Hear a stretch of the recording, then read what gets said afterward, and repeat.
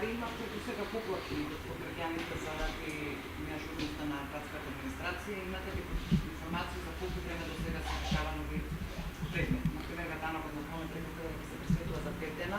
Имате ли податоци сега колку се пресметува и колку чекаат граѓаните? Целокупната анализа која што ја правиме и која што како 2 месеца веќе е формиран секторот, дадени се овластувања на дел од вработени во градската администрација, кои што не ги соопштуваме кои се, ќе ја покаже правата суштина. Она што го знам од искуство, она што го знам од она што го зборуваат граѓаните, е дека ненавремено им се завршуваат услугите. Токму заради тоа го превземаме овој чекор и ќе биде на веб страната на градот објавена листата на предмети согласно сложеноста за колкав број на работни денови треба да им биде таа услуга завршена откако ќе извршиме целосна анализа. Поентата ни е и преку податоците кои што од понеделник граѓаните ќе може да ги доставуваат до внатрешната контрола, да дојдеме до категоризација на предметите со цел да го изнајдеме оптималното решение на сработување на предметите во однос на тоа што како брзина кон граѓаните треба да го дадеме.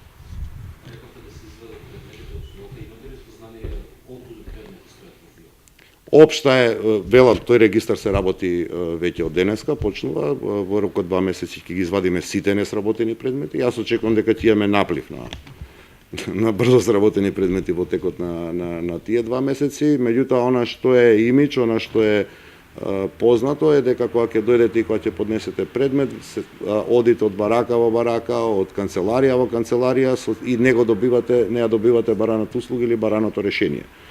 Мојата цел е во овие 2 месеци се што е незавршено да биде евидентирано и да ги видиме причините кои што ги натерале вработените да не го сработат предметот.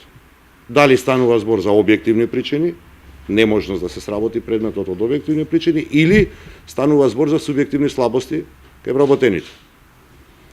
Она што го знам е дека од понеделник натаму секој граѓанин ќе може ова да го пријави.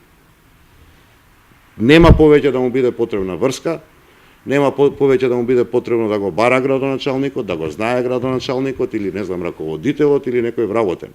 Секој граѓанин ќе знае во колкав рок се сработуваат предметите и колку брзо може да го очекува своето решение.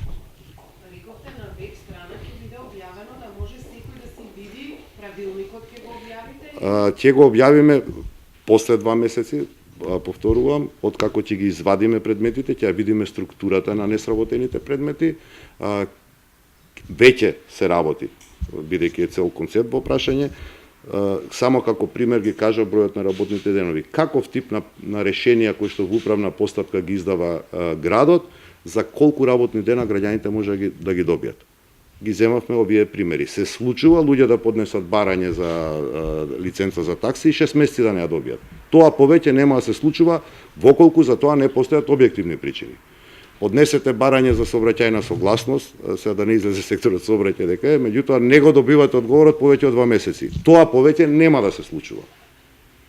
Секако, доколку станува збор за објективни недостатоци, тогаш во дадените рокови вработените ќе мора со допис да го известат барателот што е тоа што недостасува во неговиот предмет, за да може да се уреди, за да може да го добие граѓанинот предметот. Значи, кога ќе ги знаете роковите, ќе ги знаат и граѓаните. Апсолутно да, за мене е многу битно дека за сите, и затоа и замолувам и за помош од граѓаните, од понеделник натаму слободно да извршат пријава со број на предмет, каде им стои, зошто им стои, бидејќи ние сме веќе во фаза на, да речам, длабинска анализа на тие предмети, регистар по регистар, внатрешната контрола ќе ги чешла сите влезни бројчиња, за да добиеме податок колку од предметите всушност стојат овдека незавршени. Има ли санкции за вработените или казни? Секако, како што веќе реков, секој од вработените всушност ќе добие свое досие. Во тоа досие ќе биде видливо колку предмети сработил, колку брзо ги сработил, дали се согласно упатството кое што јас го издавам како градоначалник, дали се согласно брзината која што ја имаат како задача да ја сработат. Воколку нема такво нешто или не ги задоволува резултатите, тоа ќе биде основ за нивното оценување на крајот на годината. Негативната оценка значи губење на работното место. Имаше нови акции, генералки Скопје, меѓутоа граѓаните се жалат на нискиот степен на хигиена во градот.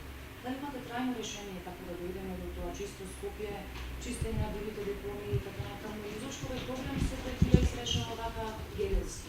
Не се решава герилски, се помага на општините во делот кој што е нивна надлежност да помогне градот. Ѓубрето го создаваат луѓе. Ѓубрето не никнува од земја. Јас заради тоа и веќе најавивме малку позасилен инспекцијски надзор и еден правен квалитет кој што очекувам наредната година дека ќе успееме да го добиеме во смисол на формирање на комунална полиција, а целиот концепт, бидете трпеливи, некаде кон крајот на месецов на новиот третман на комуналниот отпад ќе биде представен и на јавноста и на советот на градот. Кажав, и веќе гледате од последниве месец дена, од планирање влегуваме во систем на имплементација и веќе полека целокупните концепти кои што ако воопшто може да бидат наречени концепти во градот, со кои што била третирана, сакате комуналниот отпад, сакате инспекцијскиот надзор, сакате водоснабдувањето, една по една ќе ги вадиме на површина како сосема нови концепти, онакви какви што се светските стандарди за светските градови.